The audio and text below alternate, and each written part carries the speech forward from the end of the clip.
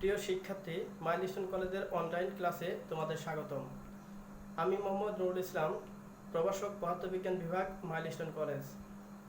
করোনার এই মহামারীর সময় অবশ্যই সবাই বাসাতেই থাকবে। বিশেষ প্রয়োজনে বাড়ির বাইরে যেতে হলে প্রয়োজনীয় ব্যবস্থা গ্রহণ করে বাড়ির বাইরে যাবে। কিছুক্ষণ পর পর অন্ততপক্ষে 20 সেকেন্ড সময় নিয়ে সাবান পানি দিয়ে হাত ধোবে, সামাজিক দূরত্ব বজায় রাখবে এবং পড়াশোনার সঙ্গেই থাকবে। আজকে আমরা তোমাদের পদার্থবিজ্ঞান প্রথম পত্রের তরঙ্গ অধ্যায়ের গাণিতিক সমস্যার সমাধান করব। প্রথম যে প্রশ্নটা আছে আমাদের, কোন তরঙ্গের বিস্তার 0.5 মিটার হলে t=t/4 সময় কম্পনের উৎস হতে x λ/8 দূরত্বে অবস্থিত বিন্দুর সাম্য অবস্থান হতে সরণ করতে হবে নির্ণয় করো। দেওয়া আছে এখানে আমাদের বিস্তার a = 0.5 মিটার, সময় t=t/4, দূরত্ব x λ/8, সরণ y নির্ণয় করতে হবে। আমরা জানি অগ্রগামী তরঙ্গের সমীকরণ y a sin ωt - 2πx/λ। এইখানে আমাদের মানগুলো আমরা বসাই। a এর মান দেওয়া আছে 0.5, sin ওমেগাকে আমরা লিখতে পাবো কি 2π/T ওমেগার সূত্র, এবং t এর মান আমাদের দেওয়া আছে t/4 -2πλ। এইখানে আমাদের x এর মান দেওয়া আছে λ, এইখানে আমাদের x এর মান দেওয়া আছে λ/8। যদি এখন ক্যালকুলেশন করি 0.5 sin আমাদের t আর t কাটা যাবে, এখানে 2 কাটা যাবে, থাকবে কি π/2 মাইনাস λ কাটা যাবে 2, এটা কাটলে থাকবে 4, তার মানে এইখানে আমরা লিখতে পারি π/4। এটা যদি এখন আমরা ক্যালকুলেশন করি আমাদের মান আসবে 0.35 এত মিটার। এইটা আমাদের একটা অ্যান্সার। আর একটা প্রশ্ন, এটা আমাদের প্রথম প্রশ্নের অ্যান্সার। এবার 2 নম্বর প্রশ্ন আমাদের দেওয়া আছে 0.325 মিটার ব্যবধানে অবস্থিত তরঙ্গের দুটি কণার মধ্যে দশা পার্থক্য 3.14 রেডিয়ান। তরঙ্গের উৎসের কম্পাঙ্ক 512 হার্টজ হলে মাধ্যমের তরঙ্গের বেগ নির্ণয় করো। এখন দেওয়া আছে আমাদের পথ পার্থক্য 0.325 মিটার, দশা পার্থক্য 3.14 রেডিয়ান, কম্পাঙ্ক 512 হার্টজ, বেগ v নির্ণয় করতে হবে। আমরা জানি পথ পার্থক্য বাই ল্যামডা দশা পার্থক্য বাই 2π। তো এইখানে সেই মানগুলো যদি আমরা বসাই, আমাদের এইখানে আছে কি মানগুলো, পথ পার্থক্যের মান দেওয়া আছে 0.325, এইখানে দেওয়া আছে, তারপর ল্যামডা দশা পার্থক্যের মান 3.14, 2π এর মান আমাদের আসবে 3.14 যদি কাটি আমাদের ল্যামডা আসবে 2 * 0.325, ক্যালকুলেশন করলে হবে 0.65। এখন আমরা জানি বেগ v f ল্যামডা, f এর মান দেওয়া আছে আমাদের 512 গুণন ল্যামডা এর মান 0.65, ক্যালকুলেশন হবে 332 পয়েন্ট আসবে 8, এটা আসবে মিটার পার সেকেন্ড। এইখানে হবে আমাদের answer.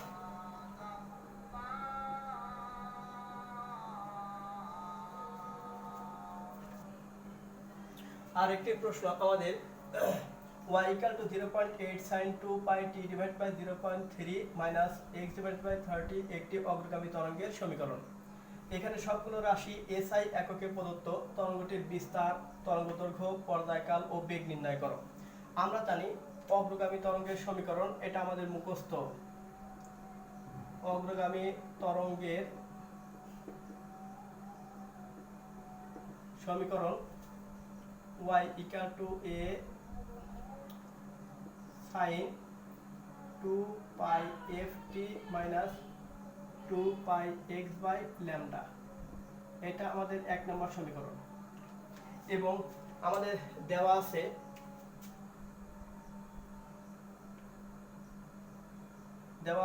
y = 0.8 sin two pi T divide by 0.3 minus X divided by 30। এটা আমরা লিখতে পারবো 0.8 সাইন। দেখো এখানে সাইন এবং এ ব্র্যাকেটে আমাদের কোনো কিছু নাই, কিন্তু এখানে 2 পাই আছে। এই 2 পাই দ্বারা আমরা গুণ করে দেই।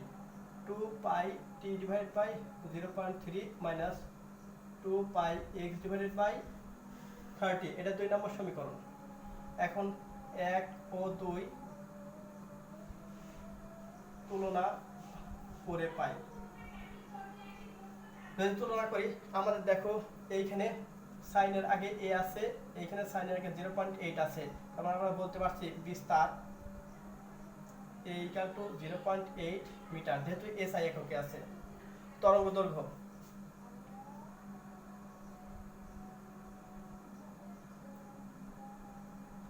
দৈর্ঘ্য এইখানে প্রত্যেকটি অগ্রগামী তরঙ্গের সমীকরণে 2 পাই ft থাকবে,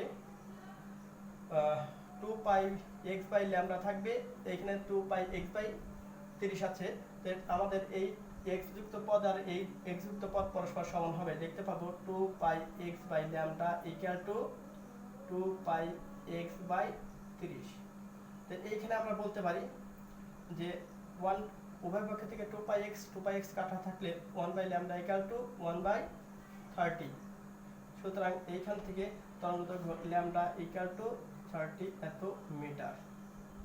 তারপর আমরা বলতে পারি কম্পাঙ্ক। প্রত্যেকটি অগ্রগামী তরঙ্গের টি এবং এইখানে দেখো টি যুক্ত পদ, এই দুইটা পরস্পর আমাদের সমান। এইখানে হবে কম্পাঙ্ক 2 pi ft equal to 2 pi T divide by 0.3। উভয় পক্ষ থেকে 2 পাই টি কাটলে f equal to 1 divided by 0.3। এটাকে ক্যালকুলেশন করলে হবে 3.33 হার্টজ। তাহলে পর্যায়কাল আমরা লিখতে পারবো পর্যায়কাল t equal to 1 by f। এখন 1 বাই f এর মান দেওয়া আছে 3.33। এটা যদি বসাই 0.3 এত সেকেন্ড। এবার বেগ আমরা জানি v equal to f lambda. f এর মান আছে আমাদের 3.33, ল্যামডার মান আমরা একটু আগে নির্ণয় করেছি 30। ক্যালকুলেশন হবে 99.9, বা এটাকে প্রায় কাছাকাছি আমরা লিখতে পারি 100 মিটার পার সেকেন্ড। এটাই মূলত আমাদের 3 নম্বর প্রশ্নের সমাধান। আর একটা এবার স্থির তরঙ্গ নিয়ে, এটা খুবই important. y equal to 0.5 sin 2 pi 50t minus 0.75x একটি অগ্রগামী তরঙ্গের সমীকরণ। যদি এরূপ আর একটি তরঙ্গ বিপরীত দিক থেকে পরস্পরের উপর আপাতিত হয় তবে সৃষ্ট তরঙ্গটি কিরূপ হবে নির্ণয় করো। তবে এমন যদি নির্ণয় করতে চাই, এটার সমাধান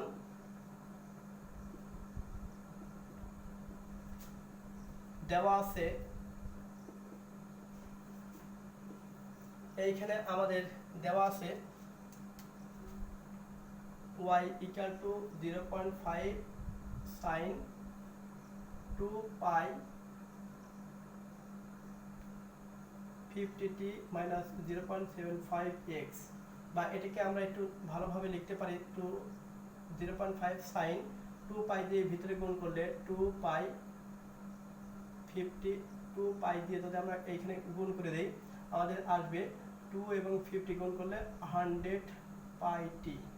2 এবং 0.7 যদি গুণ করি 1.5 পাই এক্স। এটা 1 নম্বর সমীকরণ।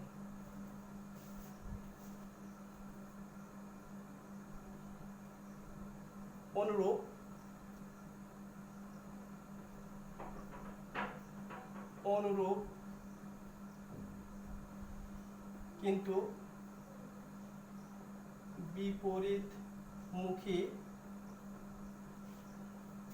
বিপরীতমুখী তরঙ্গের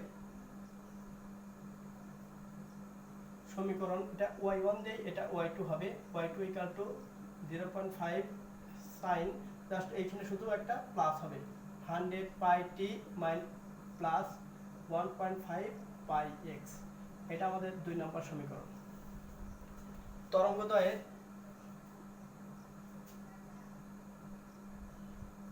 তরঙ্গদ্বয়ের উপরিপাতনের ফলে সৃষ্ট লব্ধি তরঙ্গের সমীকরণ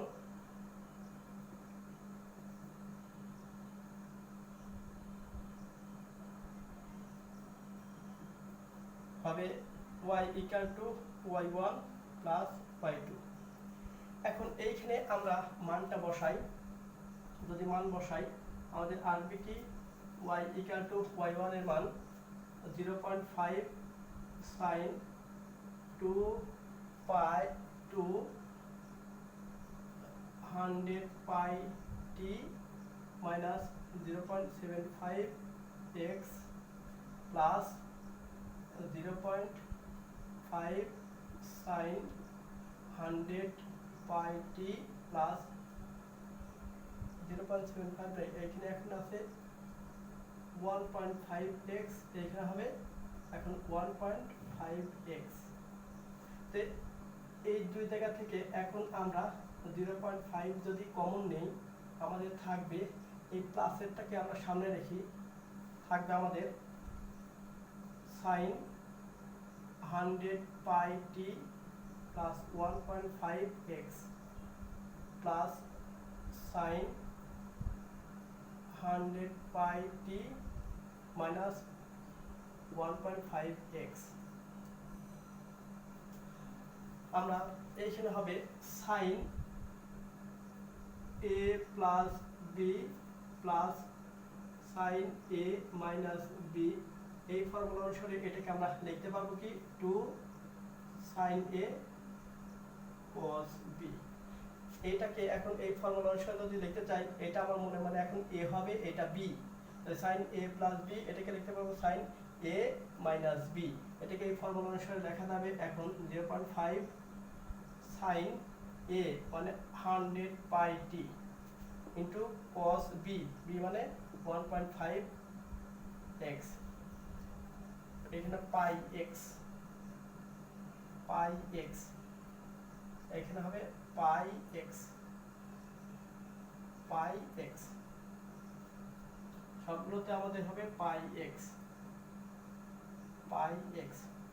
ক্যালকুলেশনে আমাদের পাই x আছে। এখন এইখানে আমাদের ফর্মুলা একটা দেখো, এখানে 2 ছিল তাহলে এর সাথে একটা আমাদের 2 গুণ হবে, ওই 2 যদি গুণ হয় এখন এটা গুণ করলে হবে 1, এই cosটাকে সামনে নিয়ে আসি, cos 1.5 পাই x ইনটু sin 100 পাই t আসবে, এটা ক্যালকুলেশন করলে cos 1.5 পাই x ইনটু sin 100 পাই t, এটাই আমাদের মূলত অ্যানসারটা হবে।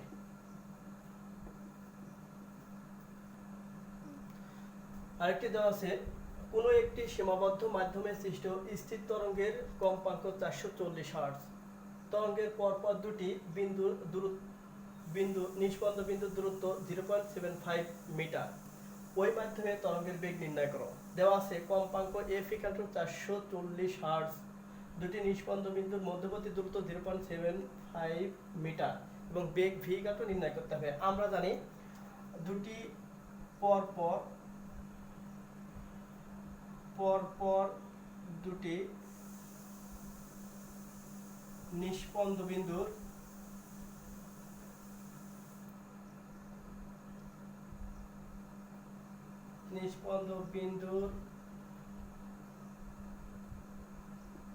দূরত্ব λ/2, এটা আমরা জানি, লেখা যাবে। সুতরাং এখানে বলা যেতে পারে λ/2 = আমরা বলতে পারি যে 0.75, এটা যদি ল্যামডা ইকুয়ালটা এখন ক্যালকুলেশন করলে 0.75 গুণন 2 আসবে 1.5 এত মিটার। আমরা জানি বেগ v = f ল্যামডা, আর f এর মান দেওয়া আছে 480 এবং ল্যামডার মান 1.5 ক্যালকুলেশন করলে হবে 720 মিটার পার সেকেন্ড। এটাই হবে আমাদের অ্যান্সার।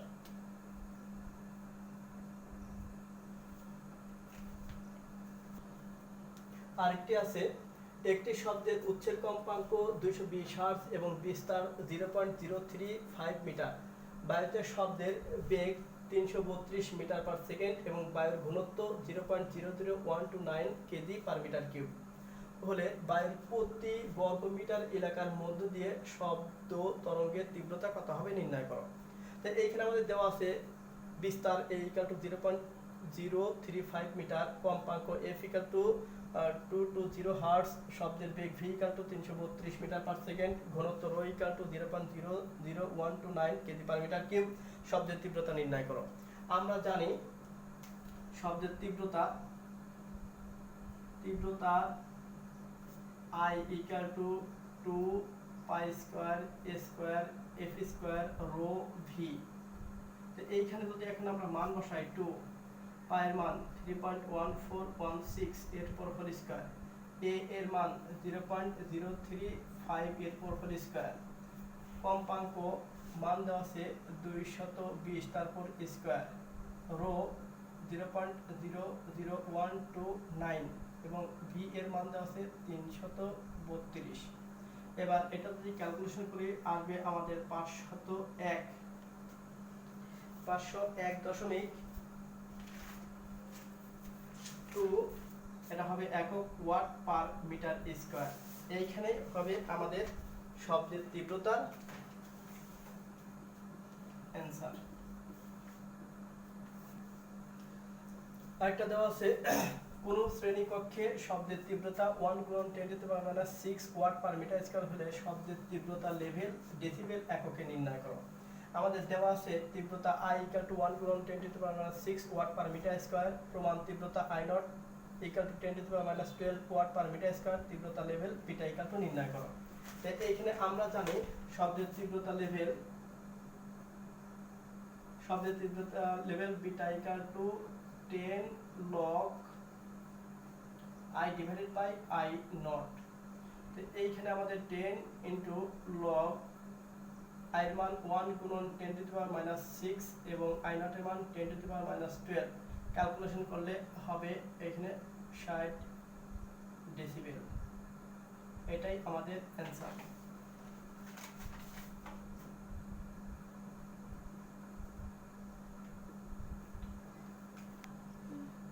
দেওয়া আছে 1 মিটার ও 1.01 মিটার তরঙ্গদৈর্ঘ্যের দুটি শব্দ তরঙ্গ কোনো গ্যাসীয় মাধ্যমে 6 সেকেন্ডে 20টি বিট উৎপন্ন করে। উক্ত গ্যাসীয় মাধ্যমে শব্দের বেগ নির্ণয় করো। দেওয়া আছে তরঙ্গদৈর্ঘ্য λ1 = 1 মিটার এবং λ2 = 1.01 মিটার। বিটের হার n = আমরা জানি 6 সেকেন্ডে 20টি বিট উৎপন্ন করে, তাহলে এখানে বিটের হার হবে 20/6, ক্যালকুলেশন করলে 3.33 হার্টজ। এখন শব্দের বেগ v = নির্ণয় করতে হবে। আমরা জানি এইখানে আমাদের বিটের হার দেওয়া আছে, যে কম্পাঙ্ক দুইটার পার্থক্য এইখানে = আমাদের n। তো এটাকে আমরা লিখতে পারবো কি v/λ1 মাইনাস এটাকে লিখতে পারবো আমরা v/λ2 = n এর মান দেওয়া আছে 3.33।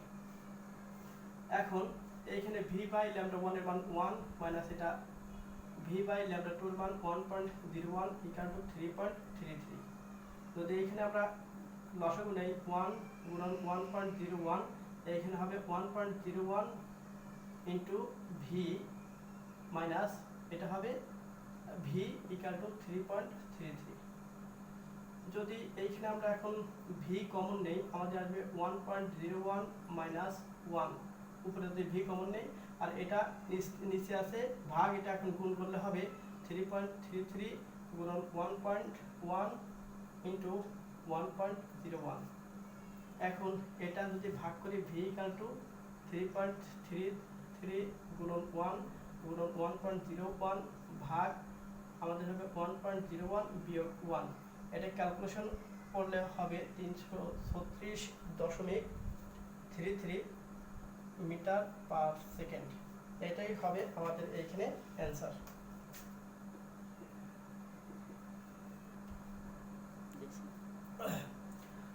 একটা আছে 9 নাম্বার, দুটি একই রকম টানা তার সমকম্পাঙ্কে আর কম্পনে কম্পিত হচ্ছে।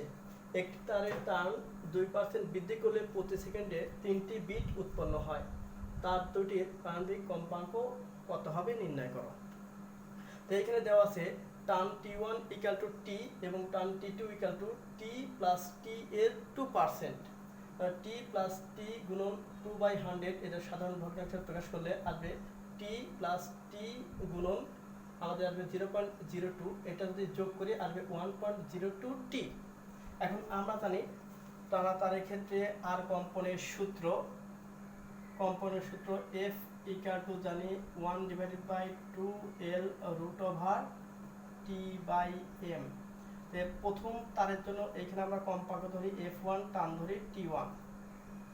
দ্বিতীয়টার জন্য এটা 1 নম্বর সমীকরণ, এবং দ্বিতীয়টার জন্য ধরি আমরা F2। দ্বিতীয়টার জন্য ধরি F2 equal to 1/2L root over T2 by M. এটা আমরা ধরি 2 নম্বর সমীকরণ। এখন 1 কে আমরা 2 দিয়ে ভাগ করি। এখন যদি 1 কে আমরা 2 দিয়ে ভাগ করি আমরা পাবো এমন যে 1/2 হতে পাই।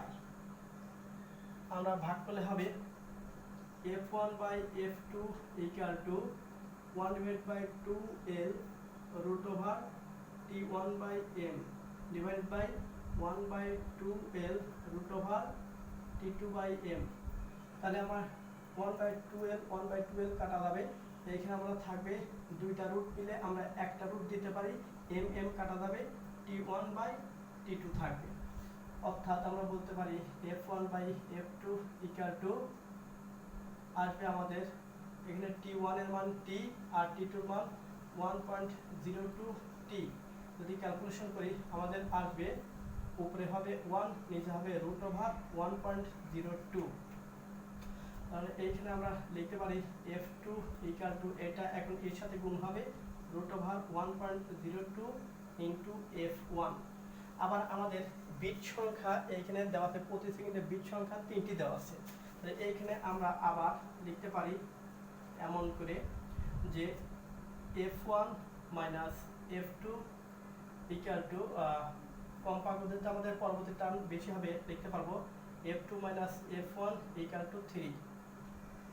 F2 এর মান এইখানে দেওয়া আছে root over 1.02 F1 minus F1 equal to 3। তো এইখানে যদি আমরা কমন নেই F1, এইখানে থাকবে কি root over 1.02 minus 1 equal to 3। তারপরে F1 equal to 3 divide by root over 1.02 minus 1। এটাকে যদি ক্যালকুলেশন করি আমরা ইন টোটালি এটার মানটা লিখতে পাবো, সেই মানটা আসবে 301.5 এত হার্টজ। আমাদের এই মানটাই প্রারম্ভিক কম্পাঙ্ক, এই মানটা আমাদের নির্ণয় করতে বলছে, এটার মান আমাদের এত হার্টজ, এটাই আমাদের অ্যান্সার।